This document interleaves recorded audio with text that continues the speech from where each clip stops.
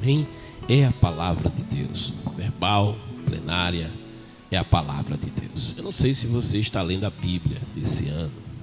Oxalá você esteja. E se você não estiver lendo a Bíblia esse ano, eu te convido a estabelecer esse alvo. Eu te convido a estabelecer essa meta. O Senhor Jesus, Ele diz que erramos quando não examinamos as Escrituras, porque elas testificam dele, testificam do Senhor Jesus. E Ele diz: e cuidais de ter nelas a vida eterna. Então está aqui o caminho, está aqui o manual. Não abra mão do manual. Nem só de pão viverá o homem, disse o Senhor, lá em Mateus capítulo 4, mas de toda a palavra que sai da boca de Deus. Ele disse na sua palavra: assim será a palavra que sair da minha boca. Ela não voltará para mim vazia, mas ela cumprirá o que me apraz. Sabe, a palavra de Deus é para o teu bem. A palavra de Deus é para a tua salvação. A palavra de Deus é para o teu ensino, para a tua instrução, para te dar direção. É para alimentar tua alma, alimentar tua vida. Assim como você alimenta o corpo e cuida dele, cuide também da sua alma. Então examina a Bíblia pela manhã, estabeleça um capítulo pela manhã, um ao meio-dia, um à noite, 3 refeições espirituais. E você assim fazendo, em um ano, no decurso de 365 dias, você terá lido toda a palavra, terá se nutrido no corpo e na alma e no espírito, e a tua vida será uma bênção. Então examine a palavra. E a gente vem fazendo isso aqui sempre que a gente pode, de modo sequenciado. E hoje, nesta oportunidade, eu te convido para a palavra de Deus no livro do Gênesis, né? Quem começa a ler a Bíblia, começa pelo Gênesis, é o primeiro livro da Bíblia. Tome comigo a palavra, Gênesis capítulo de número 28. Tome comigo a palavra de Deus, Gênesis, a partir do capítulo de número 28. E se você tem a Bíblia aí impressa, se você a tem no meio digital, não importa o meio, o importante é o conteúdo, é a palavra de Deus. E principalmente, se você examina essa palavra. Tome comigo a palavra. Gênesis capítulo de número 28. Sob a epígrafe, Jacó parte para a Mesopotâmia. Esse capítulo 28 narra um encontro precioso de Jacó em Betel. E é sobre este encontro que a gente vai meditar com você nessa manhã. Mas vamos à palavra. Gênesis 28 declara-nos a palavra do Senhor. Então Isaque chamou Jacó à sua presença e o abençoou. E lhe deu a seguinte ordem: não tomes esposa entre as filhas de Canaã. Levanta-te, vai a Padã-Arã, a casa de Betuel, teu avô materno, e casa-te com uma das filhas de Labão, irmão de tua mãe, que é o Shaddai, o Deus Todo-Poderoso, te abençoe. Que ele te faça frutificar e multiplicar, a fim de que te tornes uma grande comunidade de povos. Que ele te conceda, bem como a tua descendência, a bênção de Abraão, a fim de que possuas a terra em que vives e que Deus deu a Abraão. Assim despediu Isaque a Jacó, que se foi a Padã-Arã, a casa de Labão, filho de Betuel, o arameu, irmão de Rebeca, mãe de Jacó e Esaú. Esaú percebeu que Isaque tinha abençoado Jacó e o havia enviado a Padã-Arã para escolher ali uma esposa, e que ao abençoá-lo dera-lhe também a orientação de não se casar com mulher cananeia. E Jacó obedecera a seu pai e sua mãe e partira para Padã-Arã. Esaú soube que as filhas de Canaã eram mal vistas por seu pai Isaque. Foi Esaú à casa de Ismael e tomou como mulher além das que já possuía, Mahalate bate Ismael, ou Maalate, filha de Ismael, neta de Abraão e irmã de Nabaiote. Jacó partiu de Berseba rumo para Harã. Chegando a determinado lugar, parou para pernoitar, porquanto o sol já se havia posto no horizonte.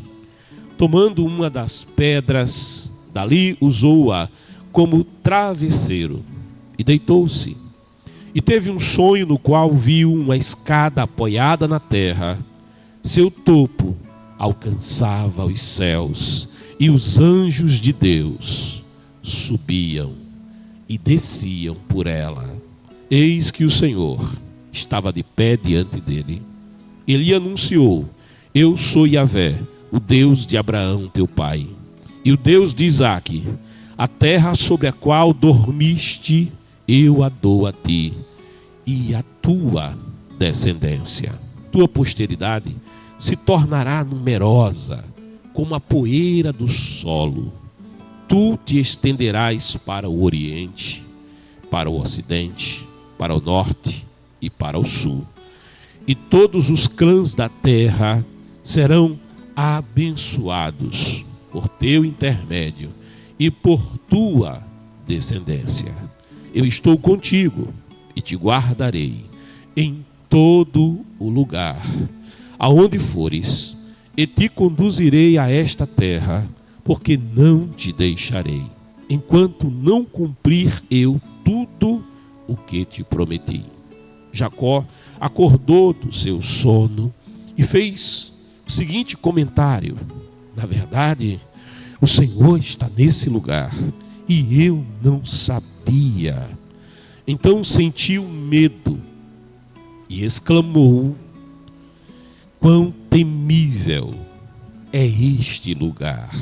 Certamente não é outro senão Betel, a casa de Deus. Eis que encontrei a porta dos céus. Levantando-se antes do raiar do sol, tomou a pedra que lhe servira de travesseiro, colocou-a em pé como um pilar e derramou óleo puro sobre seu topo. A esse lugar deu o nome de Betel, casa de Deus, embora a cidade anteriormente se chamasse Luz.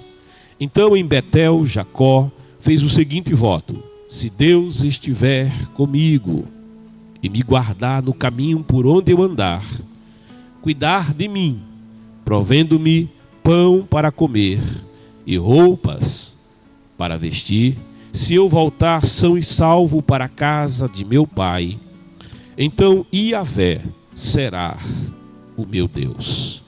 E esta pedra que hoje coloquei como coluna servirá de santuário de Deus. E de tudo o que me deres, certamente te devolverei a 10ª parte como parte de louvor. Amém, queridos? Glória a Deus. Amados, sequenciando as reflexões que temos tido a oportunidade de fazer com vocês, na leitura, no escrutínio do livro do Gênesis, você está comigo agora em um ponto em que Jacó, ele está deixando a casa paterna. Jacó está sendo, na verdade, forçado a deixar a casa paterna. Isto porque ele entrou em conflito com seu irmão Esaú, na ânsia e no desejo de querer possuir aquilo que era de seu irmão, no desejo e na ânsia de apropriar-se daquilo que era de Esaú. Jacó, ele veio a usar de estratagemas que provocaram crise naquela família. Jacó, que desejou desde muito cedo ser ele o primogênito, ser ele o primeiro filho, e isso naquele tempo, naquela cultura, tinha um significado muito especial, tem implicações muito especiais. O primogênito, ele era aquele que, do ponto de vista material e patrimonial, ele receberia o dobro da herança entre os herdeiros do seu pai. Também o primogênito era o representante legal da família, do clã, era o líder do clã, sucederia o líder do clã. Também o primogênito, ele era o líder espiritual do clã. Então, seu primogênito implicava não só uma grande honra, mas também grande responsabilidade. E Jacó, que era gêmeo de Esaú, desejava ser o primogênito, desejava ter este lugar, estar nesta condição. E por isso, ainda que Deus tivesse, desde o seu nascimento, estabelecido uma promessa sobre a sua vida, estabelecido uma promessa em relação ao seu futuro, em relação aos sonhos de Deus acerca da sua vida, mas ignorando todas estas coisas e querendo muito a primogenitura, Jacó, ele vai usar desde cedo de estratagemas e meios para ter essa primogenitura. E por isso, o seu irmão, quando se vê sem a primogenitura, porquanto o seu irmão também não valorizava a primogenitura. Se um queria muito o que não era seu, o outro que era o primogênito não valorizava aquilo que possuía. E quando alguém não valoriza aquilo que possui, vem abrir mão com muita facilidade. Aconteceu com os nossos pais, lá no Éden, quando vivendo no jardim de delícias, quando vivendo na presença de Deus, quando sendo beneficiados por todo o bem que Deus tinha para lhes dar, porquanto antes mesmo que Deus formasse o homem e a mulher, Deus havia plantado um jardim de delícias. Deus tinha criado um lugar maravilhoso. E ao criar este lugar maravilhoso, esse jardim maravilhoso, este lugar de inefável beleza, esse lugar de indescritível maravilha, antes mesmo que o homem fosse formado, Deus já tinha providenciado todo o bem para o homem, de modo que quando o homem se viu nesse lugar, um lugar que ele não precisou plantar sequer uma única árvore, um lugar que ele não precisou sequer arar a terra um só dia. Não, quando o homem é feito por Deus, ele já se vê diante não só desse lugar maravilhoso, mas mais que isso, ele se vê ele mesmo tão perto de Deus, as mãos do oleiro nele, o sopro do oleiro nele. Então o homem nasce e surge da vontade de Deus, o oleiro divino, com todo o bem de Deus.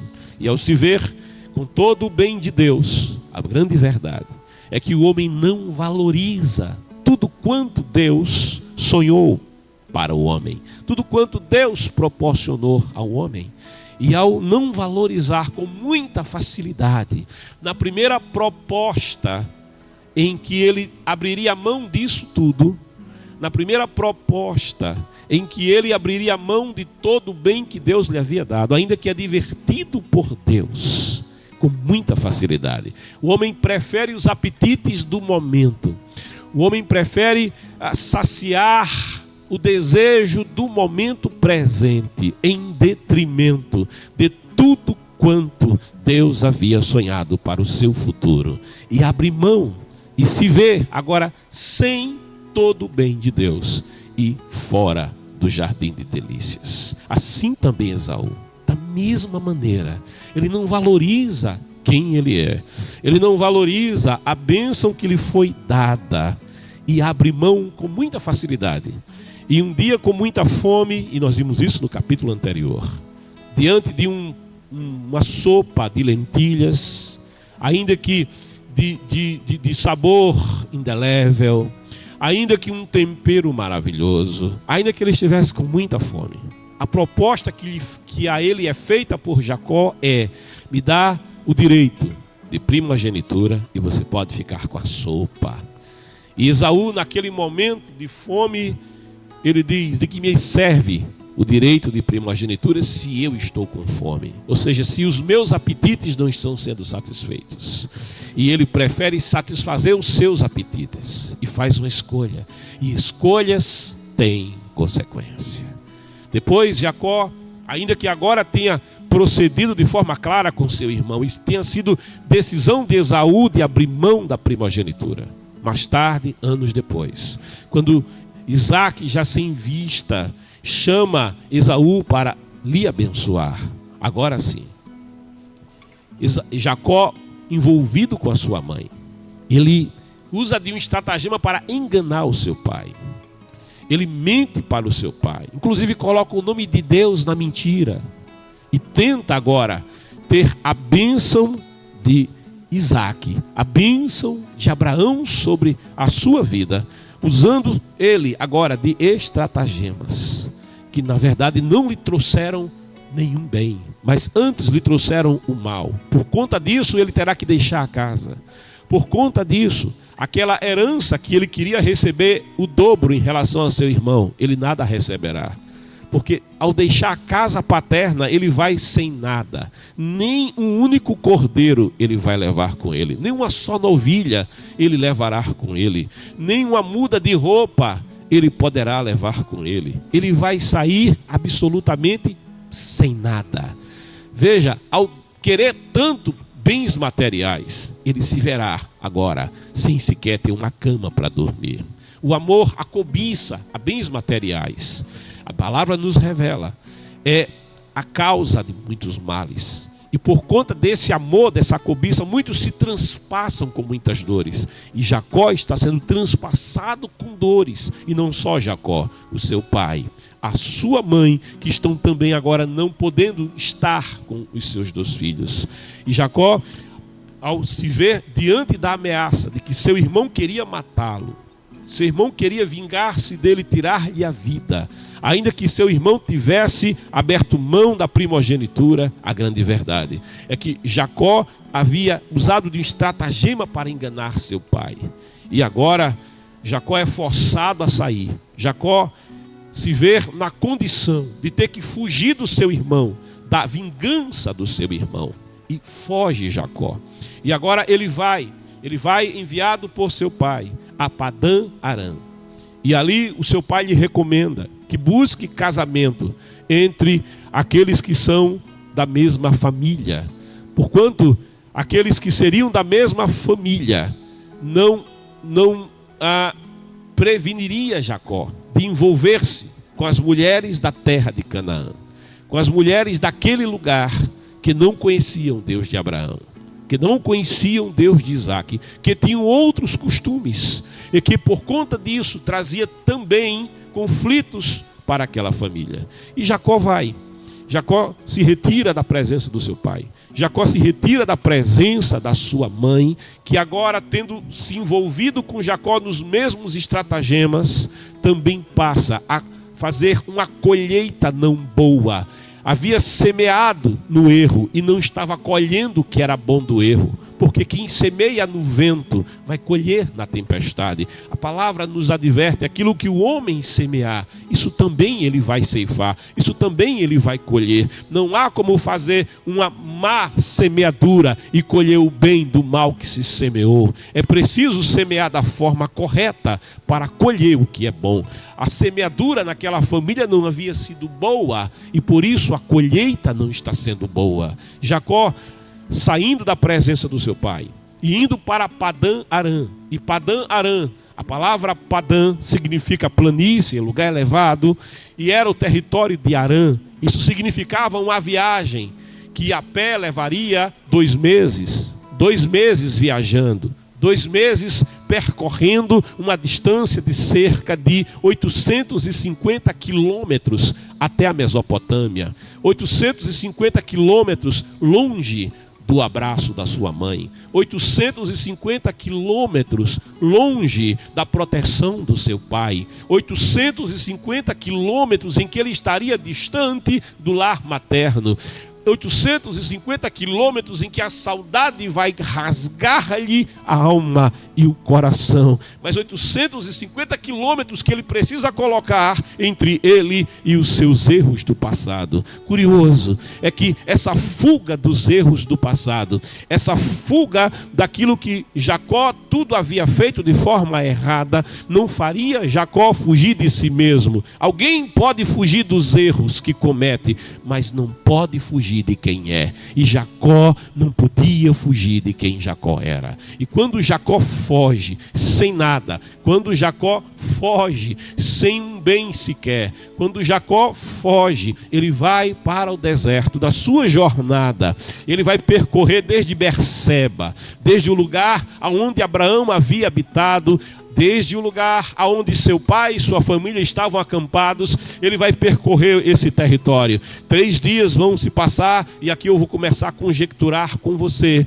3 dias vão se passar. É a distância que separava mais ou menos Berseba, o acampamento de Abraão, o antigo acampamento de Abraão, e o acampamento da família de Isaque, da terra de Moriá. Ele está se aproximando do território de Moriá, um lugar precioso aos olhos de Deus, um lugar onde o Senhor havia feito promessas ao seu avô Abraão, um lugar onde o Senhor havia contemplado a família de Abraão, onde o Senhor em presciência havia contemplado a própria vida de Jacó. E ainda que Jacó ele fosse uma pessoa com problemas, ainda que Jacó fosse uma pessoa com defeitos, ainda que Jacó fosse realmente aquele que agarra, e o que agarra, ele agarra a oportunidade e não larga, e não mede as consequências, se aquela oportunidade lhe trará problemas ou não, mas o seu desejo de agarrar é tal que ele não mede, não avalia o que está agarrando. Ainda que ele tivesse esse comportamento,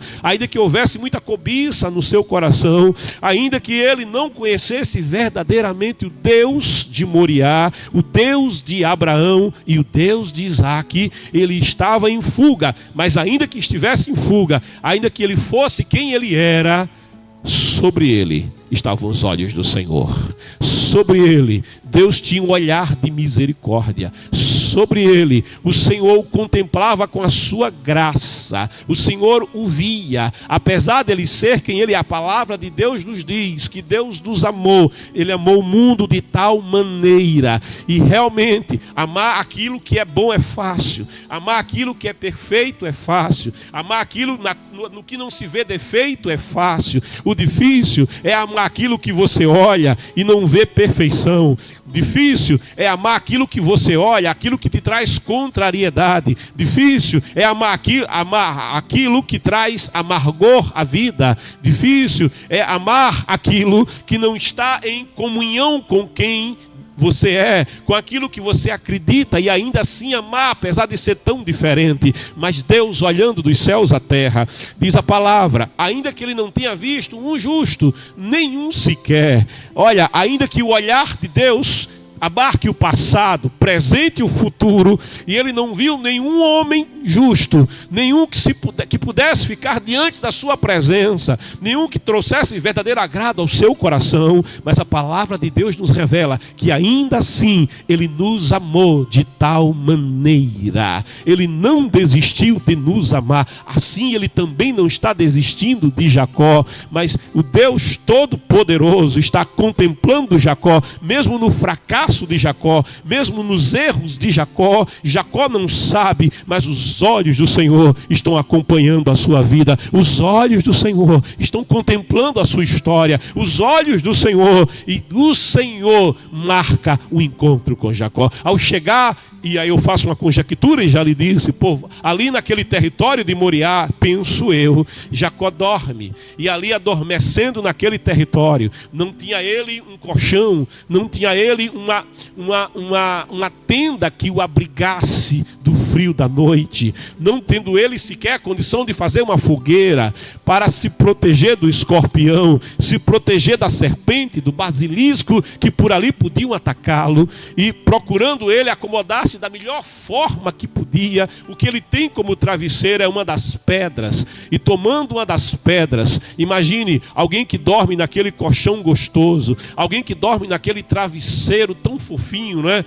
Agora tem que colocar a cabeça em uma pedra e usar uma pedra como travesseiro é a antítese do bem-estar, mas sabe, é uma colheita também que Jacó havia feito. Ele havia semeado na dureza, e na dureza do seu coração ele está fazendo colheita, e agora ele estabelece aquela pedra como travesseiro e vai dormir. E enquanto Jacó dorme, enquanto Jacó adormece, o Senhor vai lhe dar uma revelação, o Senhor vai ao seu encontro, o Senhor, ele se apresenta a Jacó, e em sonho e em visão, enquanto dorme, Jacó tem uma percepção que ele nunca teve. Jacó vai ter uma experiência nova na sua vida, ele vai ver aquilo que ele nunca contemplou, ele vai ouvir uma voz que ele nunca tinha ouvido, ele vai ter um encontro com quem ele havia ouvido falar dele, ele conhecia de ouvir falar, como diz Jó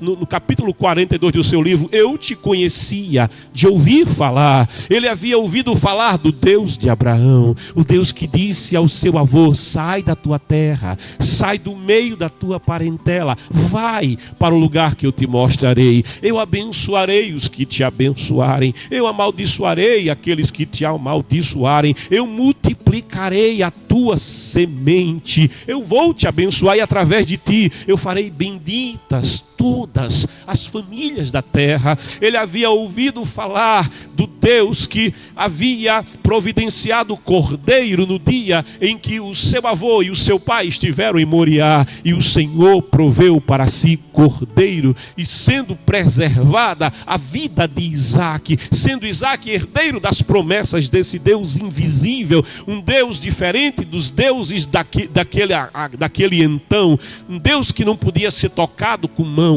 um Deus que não era carregado nos ombros, um Deus que não era instalado em uma casa de adoração, um Deus invisível, um Deus cuja voz, no entanto, se podia ouvir, um Deus, no entanto, que era real, com quem se podia falar, um Deus que se apresentava, um Deus que se envolvia, um Deus que tinha olhos e esses olhos enxergavam, um Deus que tinha mãos e essas mãos operavam, um Deus que caminha porque tem pés. Era diferente dos deuses daquele tempo, que não caminhavam, que não podiam apalpar, que tinham boca, mas não podiam falar. Esse Deus Jacó havia ouvido falar, mas ele apenas conhecia de ouvir falar, sem nunca ter tido um encontro pessoal com esse Deus. E agora, quando está em fuga, e agora, quando ele está no fundo do poço, adormecido no deserto, ali nos perigos do deserto, ele tem uma visão de Deus, e o Senhor se apresenta para ele, e na sua visão ele contempla uma escadaria,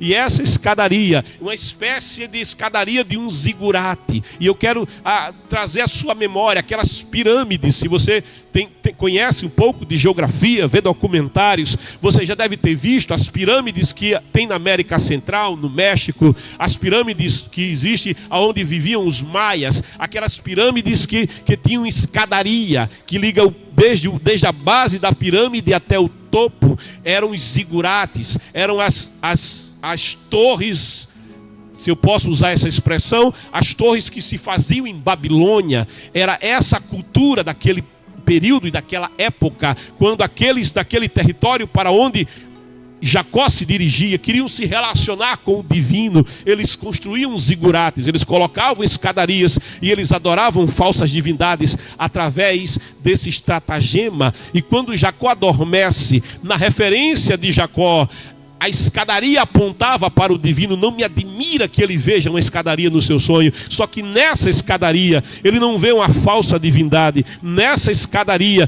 ele vê anjos de Deus, mensageiros de Deus, que estão subindo e descendo nessa escada, e essa escada aponta para o topo, essa escada aponta para o Altíssimo, essa escada aponta para o Todo-Poderoso, e o Todo-Poderoso, o Deus que criou os céus e a terra, o Deus que é o Senhor da vida, o Deus que sustenta a vida, ele fala com Jacó. Sabe, o salmista vai dizer, ele senta em um alto e sublime trono, e ainda que ele seja grande, e aqui se louvou hoje, grande, o meu Deus é grande, não existe um Deus igual a ti, não há um Deus como o nosso Deus, ele é o Altíssimo, ele é o Todo-Poderoso, mas ainda que ele seja grande, ainda que ele abarque céus e terra, ainda que o universo não possa contê-lo, e numa expressão da pequenez e da grandeza de Deus, a pequenez da criação, mas a grandeza do Criador, o salmista, a palavra vai revelar que ele usa a terra como estrado dos seus pés. Ainda que ele seja tão grande, o salmista diz, ele se inclina para ver o que se passa na terra, sabe, ele se importa com a pequeneza desse planeta, ele se importa com cada um dos habitantes, 8 bilhões de seres humanos, e ele presta atenção em cada um deles, e ele se interessa por cada um deles, na sua grandeza. Ele não ignora aquilo que é tão pequeno, na sua grandeza, ele não ignora aquilo que é tão limitado, aquilo que é tão frágil. E esse Deus Todo-Poderoso fala com Jacó e diz, eu sou. E neste encontro Deus vai falar com ele, porque ele tem boca e ele fala, eu sou o Deus de Abraão, teu pai, e o Deus de Isaque. E declara o Senhor, a terra sobre a qual dormiste, eu a dou. Ele é o dono da terra. Gênesis inicia dizendo, no princípio ele criou os céus e a terra. Ele é o criador dos céus, ele é o dono dos céus. Ele criou a terra, ele é o dono da terra. Ele criou os mares, ele é o dono dos mares. Tudo quanto vive, existe e respira, é obra das suas mãos. Ele possui todas as coisas. É por isso que nós o chamamos de Senhor. Ele é o dono, ele é o proprietário. É por isso que no livro de Atos, capítulo 17, o apóstolo Paulo vai dizer acerca dele, a partir do pensamento grego, Paulo vai aplicar a ele este pensamento ao dizer, é nele que vivemos, é nele que existimos e é nele que nos movemos. E o apóstolo Paulo ainda vai dizer, dele, por ele, para ele são todas as coisas. Glória, pois, a ele para sempre. Fora dele não há vida, fora dele não existe existência, porque tudo quanto existe depende dele. É nele que tudo existe e é nele que tudo subsiste, porque ele não só é o Criador, mas ele é o sustentador de todas as coisas. Este Deus diz para ele, se identificando para ele, eu sou o Deus de Abraão. É o Deus que falou com Abraão e chamou o teu avô para sair da Mesopotâmia. Eu sou o Deus de Isaque, teu pai, o Deus que tem abençoado a Isaque. E aqui ele declara, a terra sobre a qual dormiste, eu a dou, porque ele é o dono, eu a dou a ti e a tua descendência. Aqui Deus está fazendo uma promessa para Jacó. Ao se apresentar a Jacó, Deus está declarando para ele, eu tenho um plano a teu respeito, eu tenho um plano para a tua família, eu tenho sonhos a teu respeito, eu tenho pensado a teu respeito, eu penso em fazer o bem a ti, ainda que você esteja nesse lugar ermo, ainda que você esteja nesse lugar desesperado, em fuga, em meio a tantos erros, mas eu tenho para ti um futuro e uma promessa. E o Senhor continua falando com Jacó. Jacó, que não tinha perspectiva de futuro, Deus está dizendo, eu vejo o teu futuro, eu tenho um futuro para você. Tua posteridade se tornará numerosa como a poeira do solo. Tu te estenderás para o ocidente, para o oriente, para o norte, para o sul. Todos os clãs da terra serão abençoados por teu intermédio e por tua descendência. Só Deus pega um errante, só Deus pega um ninguém, só Deus, da raiosteia, pega um despossuído, só Deus pega um fugitivo e diz, eu tenho sonhos a teu respeito e eu te farei grande. Mais que isso, eu vou abençoar a tua descendência. Mais que isso, é através da minha bênção, daquilo que irei fazer na tua vida, daquilo que irei fazer na tua família, que outras famílias da terra também serão abençoadas. Eu estou contigo. Oh, aleluia. Jacó se sentia só. Jacó estava fugindo sozinho. Jacó não tinha proteção, mas ele não sabia. O Senhor o via, o Senhor o contemplava, o Senhor o acompanhava, o Senhor estava seguindo os seus passos. E aqui o Senhor revela: eu estou contigo. O salmista vai dizer de uma maneira tremenda: tu me vistes lá no oculto, no ventre da minha mãe, quando não havia ultrassom que pudesse me ver, quando não havia ultrassom que pudesse saber como eu era, sequer identificar a minha situação. Tu me vistes no oculto e no escondido. O Deus que fez é o Deus que acompanha, é o Deus que segue, é o Deus que se interessa. Eu estou contigo. E curioso é que Deus não só está dizendo assim: eu te apoio, mas Ele está dizendo assim: eu estou. Porque uma coisa é dizer: olha, conta comigo, e não está presente. Mas esse Deus que fala com Jacó é aquele que diz assim: eu estou, mas eu estou presente.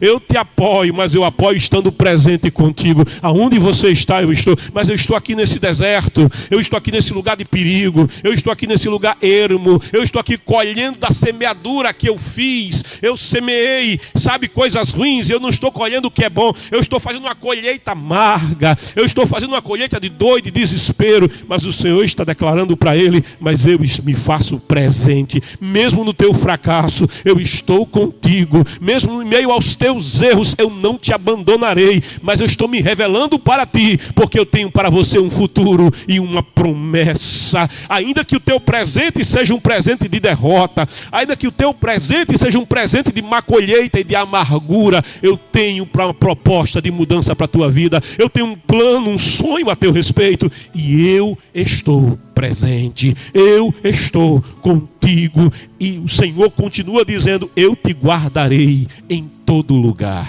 Aleluia. Eu serei o teu guarda. Aonde fores, eu estarei te guardando. Te conduzirei a esta terra. Eu te darei direção daqui por diante. É isso que o Senhor está dizendo para ele. Ainda que você tenha andado em caminhos errados, ainda que você tenha feito escolhas erradas, mas eu estou me propondo neste encontro a te dar direção a partir de hoje, a guiar os teus passos a partir de hoje, e te conduzirei a esta terra, porque não te deixarei. Aleluia. Não te abandonarei, não te deixarei. O Senhor está dizendo assim: eu me proponho andar contigo sem jamais te deixar sozinho. Eu me proponho andar contigo sem jamais te deixar desamparado. Eu me proponho a estar do teu lado sem jamais te largar. Eu estarei contigo. Isso é uma aliança. E aliança em língua original é berite. Berite é amarrar.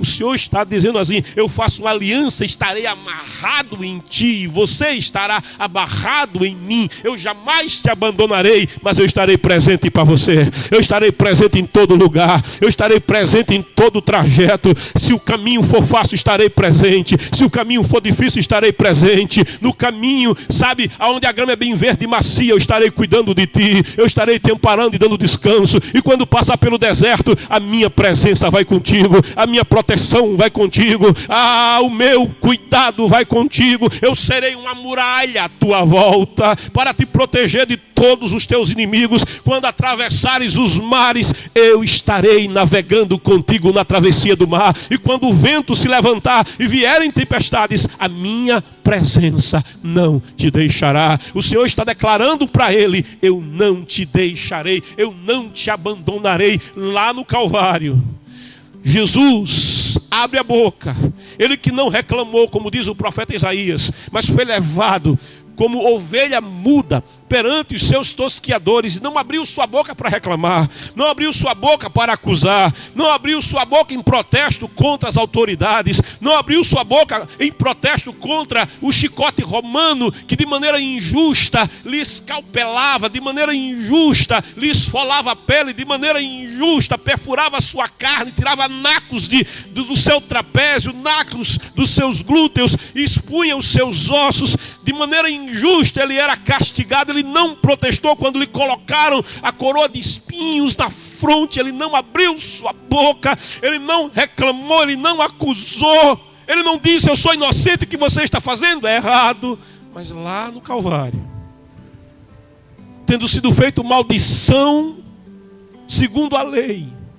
Ele abre a boca e ele se expressa ao Pai, não ao homem, porque do homem ele não fez nenhuma reclamação, para o homem ele não fez nenhum protesto, mas para o Pai, para o Deus Altíssimo, para o Deus Todo-Poderoso, para o Deus que vai aparecer para Jacó em Betel, ele vai dizer: por quê? É a pergunta que ele faz: por que me desamparaste? Ele está dizendo assim: por que me deixaste só? Por que eu estou nessa tão grande solidão? E a resposta para a pergunta, para a expressão, para a indagação que Jesus faz no Calvário, ela foi dada previamente. É que o Deus de Betel jamais deixaria Jacó, mesmo que Jacó estivesse no erro, mesmo que Jacó estivesse no pecado, mesmo que Jacó tivesse feito mais escolhas, mal semeadura, tivesse destruído a paz da sua própria família, a sua própria paz. Esse Deus, ele está dizendo assim: eu estou abandonando o Salvador lá na cruz, para não abandonar Jacó lá em Betel, para não abandonar Jacó lá no deserto. Eu estou fazendo com que eu mesmo pague na cruz um preço dos erros de Jacó, das más escolhas de Jacó, daquilo que Jacó tem feito, e é uma semeadura de morte. Eu estou morrendo esta morte para que Jacó, ele receba a vida lá em Betel, ele receba a vida lá no deserto, ele tenha um futuro e ele tenha uma esperança. Eu estou contigo, te guardarei em todo lugar onde fores e te conduzirei a esta terra, porque aleluia, porque jamais, porque não te deixarei, enquanto não cumprir eu tudo o que te prometi. Esse que está falando é aquele que diz: eu não sou o homem para que minta, não sou filho do homem para que me arrependa. É aquele que diz: eu fiscalizo, eu vigio a minha própria palavra para dar cumprimento à minha palavra. É este Deus que está falando com Jacó. E quando você observa quem é Jacó, quando você olha e diz: mas quem é Jacó? É o suplantador. Quem é Jacó? É o enganador. Quem é Jacó? É aquele que agarra o que não é seu, sabe, aquele que cobiça o que é do outro. Quem é Jacó? Quem é Jacó para receber essas promessas? Quem é Jacó para que Deus o visite? Quem é Jacó para que Deus o veja? Quem é Jacó para que o Senhor se revele para ele? Quem é esse Jacó? E você vai entendendo a graça de Deus. Oh, da Gamastéia. Você vai entendendo o imerecimento do homem. Você vai entendendo a situação do homem, mas vai entendendo também o que é a graça de Deus. A palavra diz: pela graça. Este Deus que se revela é o Deus da graça. Pela graça, diz a palavra, sois salvos por meio da fé. Isso não vem de vós. Jacó não tinha nada, não tinha mérito. Jacó não tinha acerto. Jacó tinha feito mal para sua família e estava fazendo mal para si mesmo. Nada de bom havia em Jacó. Por isso a palavra diz: pela graça sois salvos por meio da fé. Não vem de vós, é dom de Deus, não vem de obras, porque as obras de Jacó são más. A semeadura de Jacó é má. A semeadura de Jacó é a semeadura de morte, de conflito, de dor, de derrota. Não vem de vós, não vem de vossas obras, que ninguém disso se glorie, mas isso é a graça de Deus. Graça é o favor imerecido. Ainda que Jacó não merecesse, o Deus de Betel olhava para ele com um olhar de graça, e este olhar de graça dizia para Jacó: eu tenho para você um futuro e uma esperança. Eu tenho um plano para a tua vida. Eu tenho um futuro melhor para a tua família. Eu tenho uma proposta para você. Neste encontro que eu tenho contigo, eu tenho um propósito de mudar a tua história. Eu tenho um propósito de mudar a tua vida. Eu tenho um propósito de guiar você no caminho correto. Jacó acordou do seu sono. Jacó até então era um adormecido. Jacó então espiritualmente estava dormindo. Jacó até então espiritualmente estava em trevas. Jacó até então era incapaz capaz de perceber. Jacó até então, mesmo com a sua inteligência, e ele era inteligente, ele era capaz de estratagemas incríveis, sabe, ele tinha habilidades incríveis, mas com todas as suas habilidades, espiritualmente, Jacó nada podia fazer. As habilidades de Jacó nada podiam fazer pela sua vida espiritual, pela sua salvação, pela mudança da sua história. Todas as habilidades de Jacó apenas o conduzia para um caminho de dores. Ele estava em um sono profundo, ele estava em uma morte espiritual. Jacó acordou do seu sono, porque quem tem encontro com Deus de Betel não fica adormecido. Quem tem encontro com Deus de Betel escuta a sua voz. Quem tem encontro com Deus de Betel tem visão de Deus. Quem tem encontro com Deus de Betel dá ouvidos à sua palavra. Quem tem encontro com Deus de Betel desperta do sono, desperta tu que dormes, e o Senhor te esclarecerá. Quem desperta ouvindo a voz de Deus tem esclarecimento da parte de Deus. Jacó acordou do seu sono e fez o seguinte comentário: na verdade, ele encontrou a verdade. Na verdade, ele que vivia na mentira, o Senhor está neste lugar e eu não sabia. É verdade, Jacó não sabia das coisas de Deus. É verdade, Jacó desconhecia o amor de Deus por ele. É verdade, Jacó não sabia que Deus se importava com a sua vida, que Deus se importava com a sua história, que Deus contemplava os seus atos, que Deus tinha um futuro e uma esperança para ele. E ele diz: e o Senhor está neste lugar. Porque, querido, aquele que salva não manda outro salvar. O salva-vidas não fica observando alguém se afogar nos mares da vida. Alguém caiu da embarcação, não sabe nadar, sabe, foi para o mar e cometeu um grande erro. Não se vai para o mar sem saber nadar, sem salva-vidas. E a pessoa está se afogando e o salva-vidas observa a distância e manda alguém: corre ali, salva aquele que está se afogando. Não, o salva-vidas ele sai do alto lugar de observação em que ele está, sai correndo,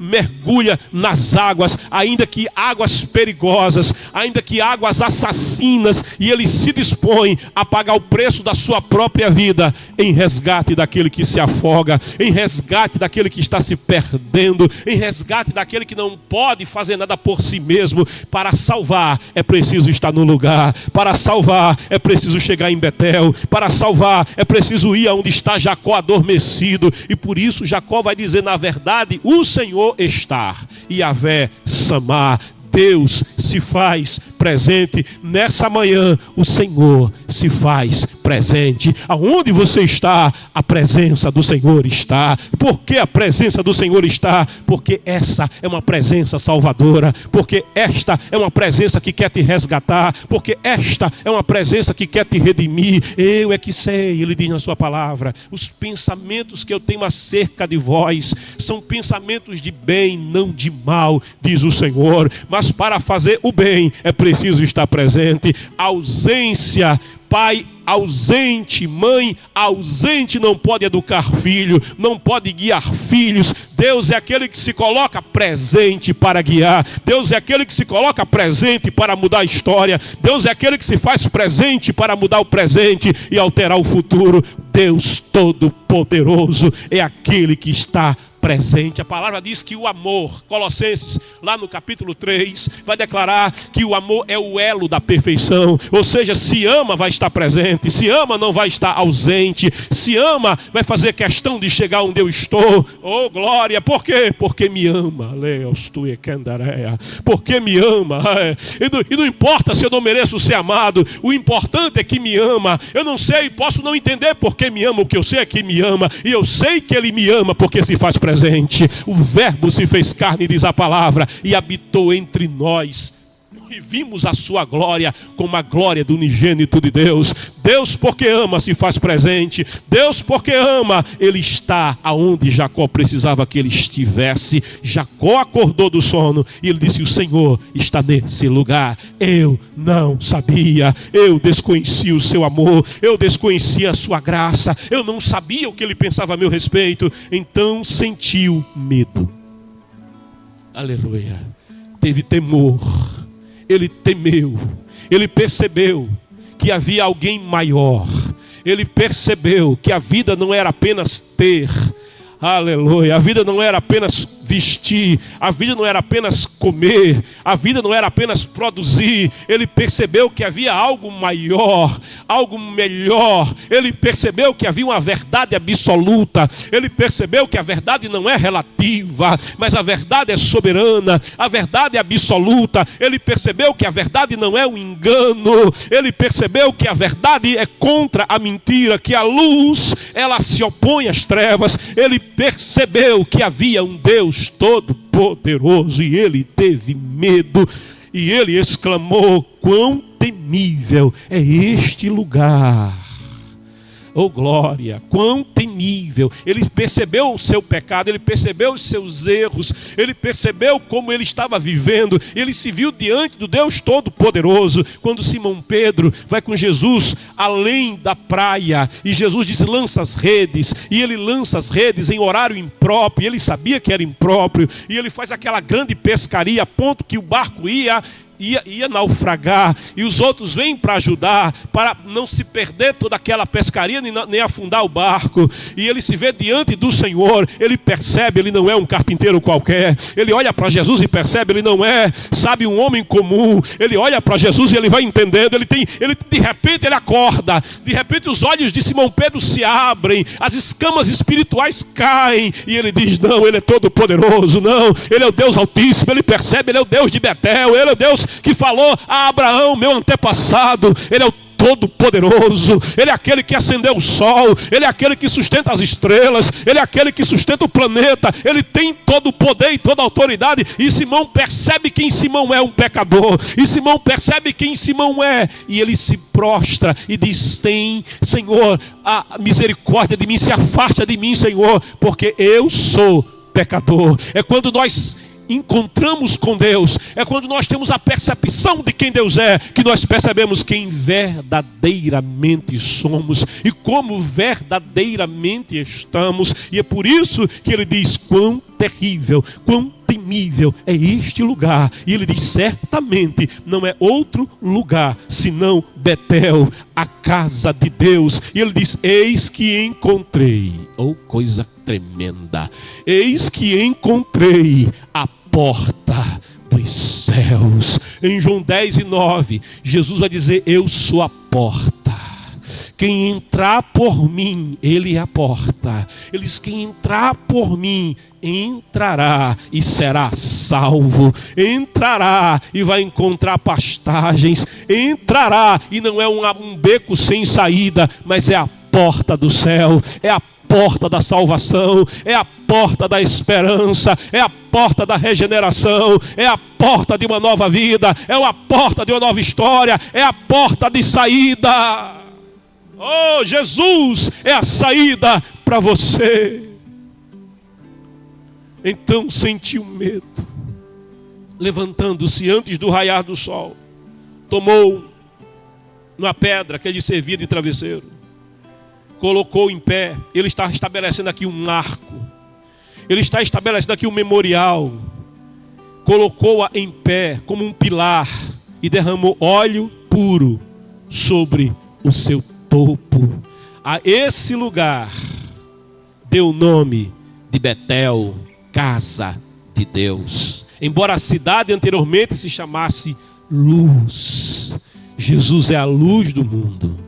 Jacó, quando se vê diante da luz do mundo, quando ele se vê diante da porta do céu, quando ele se vê diante de um encontro com o verdadeiro Deus, ele não consegue se conter e ele começa a adorar. E como ele não tinha recursos nem meios para fazer alguma coisa que manifestasse a sua adoração, ele pega o recurso que ele tinha, o único que possuía, o azeite, e ele derrama sobre aquela pedra. Ele está estabelecendo um memorial, ele está adorando ao Senhor, ele está prestando ao Senhor um culto, uma adoração. E aquele lugar ele chama de casa de Deus. Eu encontrei a porta do céu. E ele entende que a casa de Deus é a porta do céu. Então, em Betel, ali na casa de Deus, ali na presença do Todo-Poderoso, acordado, mas ainda impactado pela visão, acordado, mas impactado arrebatado por tudo quanto ele ouviu da parte de Deus, acordado, mas com outra perspectiva na alma, acordado, mas com uma esperança, acordado, mas ele não está mais só, acordado, mas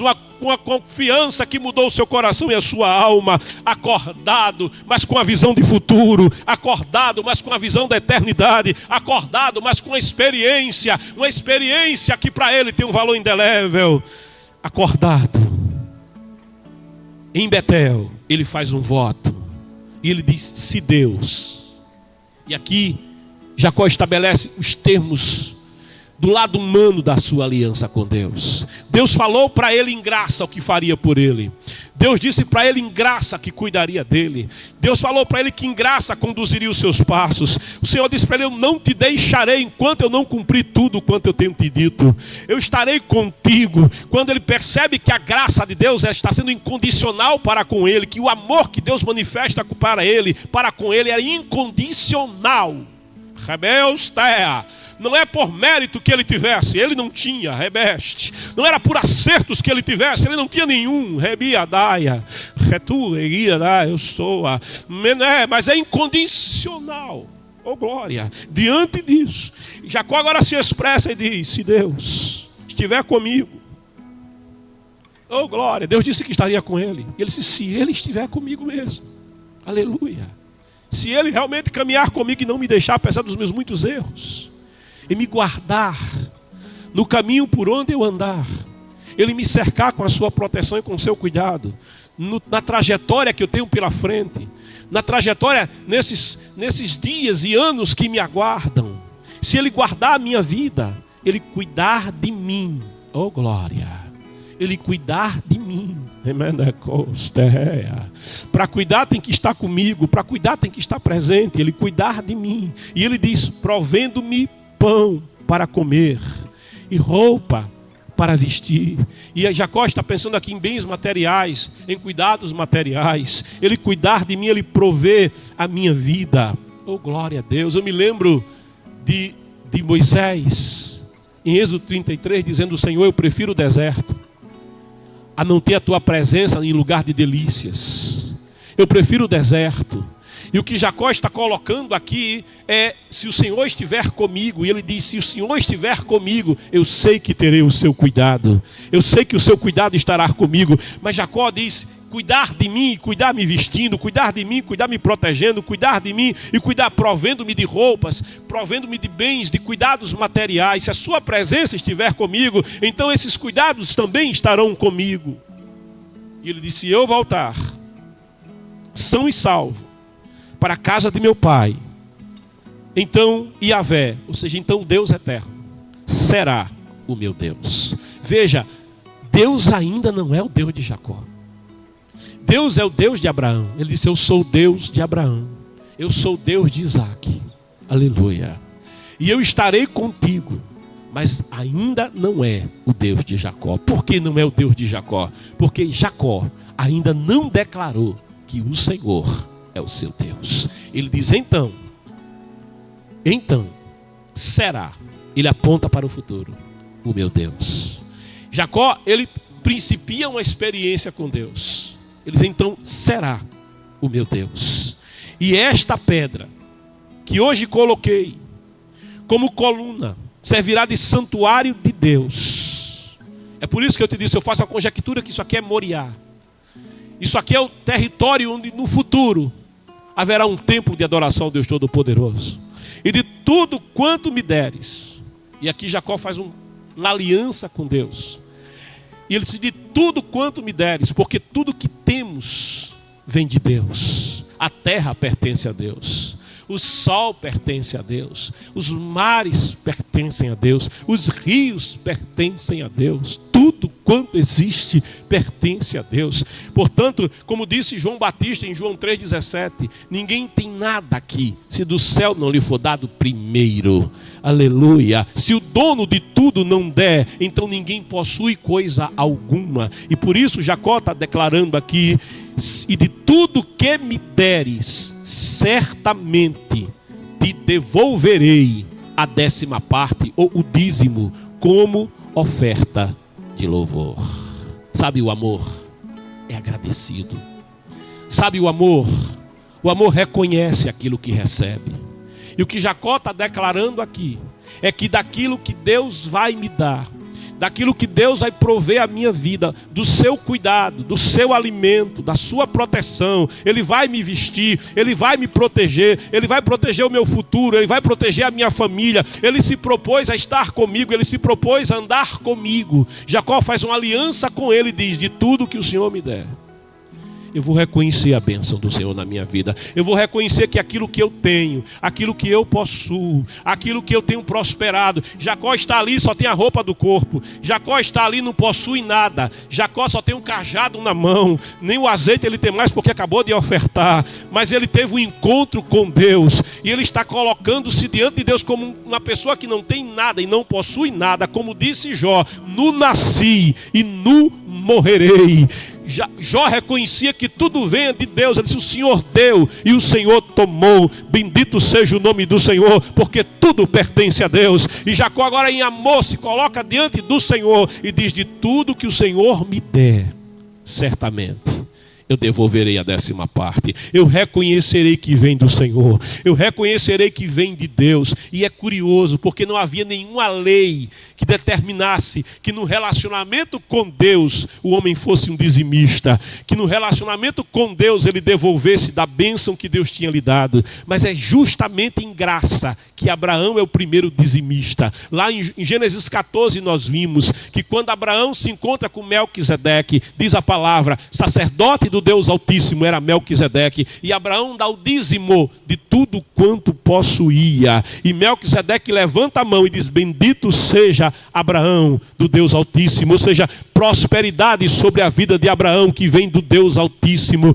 Aqui Jacó, ainda que não houvesse nenhuma norma, ele segue o exemplo de Abraão. Não tinha nenhuma lei que determinasse que ele dizimasse, que ele ofertasse, mas ele não precisa de lei escrita para entender a lei que brota do amor e em graça ele declara: de tudo quanto o Senhor me der, certamente te darei a 10ª parte. Alguém mais tarde vai saber que através de Moisés e através da lei, o dízimo vai ser normatizado. Haverá o dízimo como norma, de maneira que antes da Bíblia fechar, o homem de Deus, lá no último livro, o último profeta Malaquias vai dizer: traga o dízimo e oferta a minha casa, para que nela não falte o necessário, e me prove nisso, se eu não te der uma bênção tal da qual vos advém a maior abastança. Aqui o homem de Deus fala com Israel, porque Israel estava sendo infiel ao Senhor, em que no dízimo e na oferta, e o Senhor diz: inclusive me roubais. O dízimo mais tarde vai virar uma norma, e os fariseus vão querer praticar muito essa norma, de tal maneira que Jesus vai dizer, a única coisa que Jesus reconhece nos fariseus, ele quando olha para os fariseus e diz: vocês fariseus que fazem questão de dar o dízimo do endro, do cominho e até do coentro, ou seja, o fariseu contava até os grãos para não errar na conta do dízimo. E Jesus aqui diz para eles: esquecem o principal da lei, o amor, a misericórdia, a graça. Vocês esquecem o mais importante na lei. Aí Jesus vai dizer: faça isso sem deixar de fazer aquilo. Ou seja, sejam dizimistas, porque a graça é na graça que eu sou dizimista. Quando alguém se propõe, como os fariseus, a cumprir uma norma pela norma, eles desconhecem a verdade sobre esta norma, eles desconhecem o espírito que gerou essa norma, e os fariseus desconheciam o espírito da norma, queriam cumprir a norma para terem mérito, para possuírem méritos diante de Deus. Eles procuravam ser dizimistas, mas quem abraça a norma pela norma, sem conhecer o Deus que está por trás, sem conhecer a origem dessa norma, o espírito que inspirou esta norma, cai em laço. E é por isso que pela lei ninguém pode ser salvo. Quando alguém diz: eu vou ser dizimista, porque sendo dizimista eu serei próspero, porque sendo dizimista eu terei muito, sendo dizimista eu vou ficar rico, vou ter cobertura, vou ter isso. E tem gente que prega um evangelho que diz essas coisas, mas quem abraça-se com essas coisas na verdade, se abraça com a cobiça. Busca um relacionamento com Deus, mas é um relacionamento baseado em uma norma na qual procura tirar algum tipo de vantagem. No entanto, a palavra de Deus vai nos mostrar que a verdadeira norma é a norma da graça. A verdadeira norma, ela se manifesta em amor. E o verdadeiro amor, ele não só inspira a lei, mas ele vai além da lei. Jesus, ele disse: ouvistes o que foi dito, que você deve amar o seu próximo, e você não precisa fazer o mesmo com o seu inimigo, porque é olho por olho e dente por dente. Mas Jesus ele disse: eu não vim aqui para mudar a lei, eu vim para abrogar, eu vim para cumprir a lei, eu vim para revelar o verdadeiro espírito da lei. E aí Jesus vai dizer para aqueles fariseus: ame aqueles que amam. E nisso não há mérito nenhum, porque qualquer um pode amar aquele que te ama, mas ele diz: mas ame também os seus inimigos. E aqui Jesus vai revelando o verdadeiro espírito da lei, e o verdadeiro espírito da lei é manifesto em amor, e o amor vai além da norma, o amor vai além da lei. Se querem que você dê a capa, entrega também a roupa inteira. Se querem que você vá 1 milha, vai 2 com aquela pessoa. Ou seja, o amor, ele não só cumpre a lei, mas ele tem prazer em ir além da lei. Ele tem prazer em dar. E a palavra diz: dai, ser-vos-á dado. Boa medida, calcada, sacudida, transbordante vos darão. O amor, ele não cumpre a norma pela norma, ele busca cumprir a norma porque ama. O Senhor diz na sua palavra, através de Paulo: maridos, amai vossas mulheres, como Cristo amou a igreja. Quem ama não trai. Por quê? Porque o amor não trai. Eu não traio porque a palavra diz: não adulterarás. Não, eu não traio porque o amor declara: não adulterarás. E o amor não trai. E se o amor não trai, eu não traio. Quem conhece a fonte da norma, quem conhece o espírito da norma, nem precisa da norma. E a norma é inspirada em graça e em amor. A palavra que resume a norma diz assim: olha, amarás o Senhor teu Deus e ao próximo como a você mesmo. Jesus, aqui está toda a lei, aqui estão os profetas, aqui estão os escritos, aqui está a essência, aqui está o essencial. Por quê? Porque se eu amo, eu não mato. Se eu amo, eu não adultero. Se eu amo, eu não quero pecar, porque amo ao meu Deus. Se eu amo, eu renuncio à carne, porque a carne quer me separar daquele que eu amo. Se eu amo, eu tenho prazer em dar o meu dízimo, em dar a minha oferta, em andar com Deus, em estar em aliança com Deus. Não porque existe uma norma, mas porque eu amo o Todo-Poderoso. Eu amo aquele que me ama. O amor de Deus foi gerado na minha alma. O amor de Deus foi gerado no meu coração. E eu entendo uma coisa: eu não dou dízimo para ser rico, eu não dou dízimo para ser próspero, eu não dou dízimo porque eu quero vestir, eu quero comer. Eu dou o meu dízimo, eu devolvo a minha oferta, eu dou a Deus o que é de Deus. Como disse Jesus: dai a César o que é de César, e a Deus o que é de Deus. Eu não tenho dúvida que Jesus foi dizimista. Ele não só foi dizimista, mas ele pagou impostos.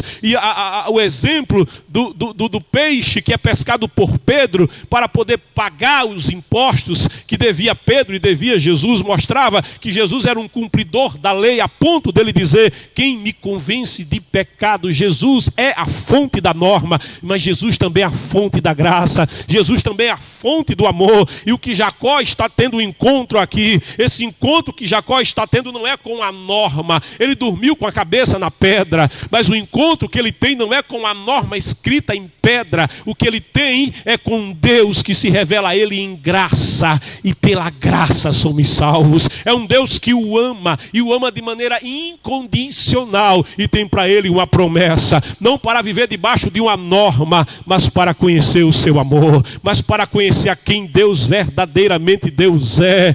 Há alguém que tem esse encontro com Deus, alguém que deseja esse encontro com Deus, saiba de uma coisa: o Senhor também quer ter esse encontro contigo, mas Ele quer se revelar a você, não baseado em uma norma, não baseado em uma lei escrita em pedra, mas Ele quer que você conheça a sua graça. Aquele que conhece esta graça, aquele que desperta e conhece a graça de Deus, é salvo mediante a fé em Cristo Jesus e vai mudar de vida. Vai deixar o pecado, vai deixar o engano, vai deixar a vida antiga. Por quê? Porque descobriu o amor de Deus. Eu o amo porque Ele me ama. Eu não quero pecar porque eu o amo. Eu não dou dízimo porque quero ficar rico, mas eu dou o dízimo porque eu amo o Senhor. Porque o maior tesouro não é o carro, não é a roupa, não é a veste. O maior tesouro é o próprio Deus. Jacó ainda não sabe, por isso ele diz, será o meu Deus lá no futuro. Então o Senhor será o meu Deus. Ele não tem nada, está colocando condições para andar com Deus. No futuro ele será o meu Deus. Jacó não possui nada, está colocando condições para servir a Deus. No entanto, ainda que ele coloque condições, ainda que ele não tenha uma revelação, ainda seja perfeito nessa revelação, Jacó aceita andar com Deus. E muita gente que começa a andar com Deus, começa andando por necessidade, mas mais tarde vai descobrir que melhor do que a bênção é o abençoador. Melhor do que aquele que do que receber bênçãos de Deus é receber a Deus que me abençoa. E o que Jacó vai receber agora é apenas uma aliança. Mas o que Deus tem para Jacó é muito mais que isso. E a gente vai ver nos próximos capítulos. Eu quero te convidar nessa manhã a orar comigo. Mas também quero te convidar nessa manhã a ter um encontro com Deus. Você pode ter ouvido falar de Deus. Você pode ouvir até os debates teológicos acerca da palavra de Deus, sem nunca ter conhecido a Deus. Jacó conhecia de ouvir falar.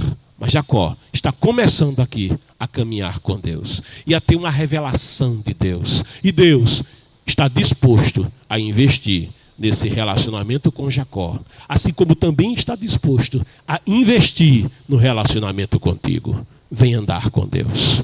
O Senhor quer andar contigo. Ah, mas eu errei muito. O Senhor está presente. Apesar dos teus erros, Ele te ama. Ele não ama os teus erros, mas Ele te ama. E é do erro que Ele quer te tirar e trazer para a salvação. Ele quer guiar os teus passos, dirigir o teu caminho, abençoar a tua família. E ainda que você esteja no meio do deserto, o Senhor está disposto a andar contigo no deserto e te tirar desse deserto. Vem, vem. É a porta do céu. É o lugar da bênção. É o encontro com Deus. Escreva: eu quero Jesus.